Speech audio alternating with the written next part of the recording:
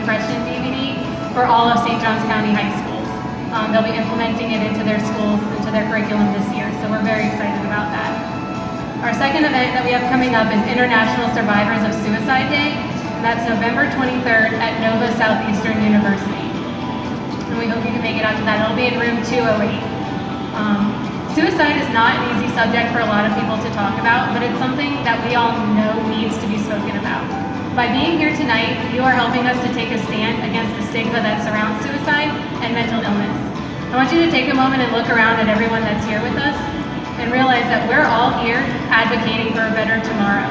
Without your support, it would be impossible for our chapter to do what we do in this community. Tonight, we're remembering our loved ones, and we're supporting the cause. Tonight, we are showing courage by standing here and saying that though we have been touched and our hearts have been hurt, we still have hope that one day we will live in a world without suicide. And that being said, I'd like to introduce one of our speakers. Sheriff John Rutherford is here to speak with us tonight. And followed by him, we will have two state field advocates talking about how they got involved. So Sheriff Rutherford. Thank you, Liz. Thank you very much. Good evening to all of you. I must say, I have one bone to pick with the American Foundation for Suicide Prevention here in Jacksonville, and that is for those of us that are true hardcore Seminole fans. It's very hard for me to wear an orange and blue wristband. You may want to think of those colors. I'm just throwing them out there. Just a suggestion. But thank you very much for inviting me to be here tonight. You know, this topic is something that I believe we don't discuss enough in our community. I just held a sheriff's walk where two young girls were murdered out on the north side. We had 170 people show up for that walk. We had every media outlet in this city show up. Last year we had 93 murders in our community. And those are each and every one tragic. But we also had 126 suicides. And that doesn't count the attempts. This country loses 35,000 citizens every year to suicide. And another 10 to 100 times that number attempt suicide in their desperation to get someone to recognize their situation. The media should be here. It just breaks my heart that they're not here. Because this topic, as Liz said, is hard to talk about. And one of the things that I want to congratulate the foundation on is this booklet. This booklet that deals to the needs of a survivor of someone who has committed suicide. Because many times people don't realize the emotional strain and upheaval that can cause for the loved ones who live on. And to know that this group is also reaching out, not only trying to prevent suicide before it occurs, but also understanding the needs of the survivors and trying to be there for them. If the media was here, I would tell them that a lot of people ask the question, why do people commit suicide?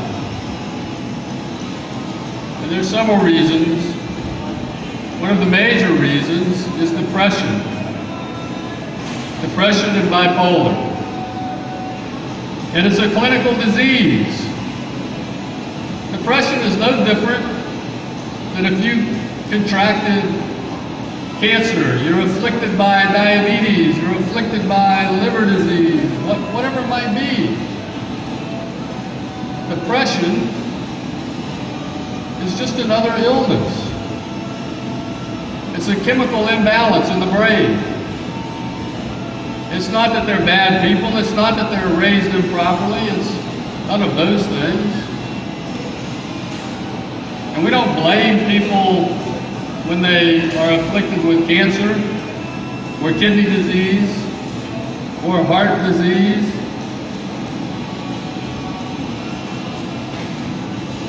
Another issue that leads to suicide is crisis impulse.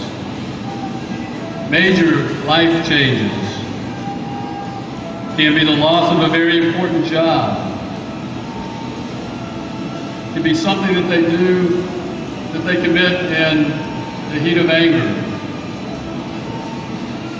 Old age and disease, I can tell you, these are some of the toughest cases I've ever worked, where we actually have a murder-suicide pact between elderly individuals. One becomes afflicted with a disease and has died, and the other elderly spouse, they've been together many, many, many years, doesn't want to leave his wife alone, so he kills her and then commits suicide. Those are tragic, tragic situations. Drugs and alcohol, of course, we all know how that can lead to those depression issues and others. But you know, 80% of the time, there are warning signs. And so I would ask the media to talk about those warning signs. When people say something about committing suicide, when they start to give away things and it looks like they're trying to get their life in order for their death, talk to that person, reach out to that person. The key is to do something. Try to get them professional help. If they won't get it for themselves, then I suggest you get it for them. Report them. They'll probably be mad in the beginning, but they'll love you later. But the key is to do something. I think this community should be as outraged over 126 suicides as we are over 93 murders. And until we find that type of outrage,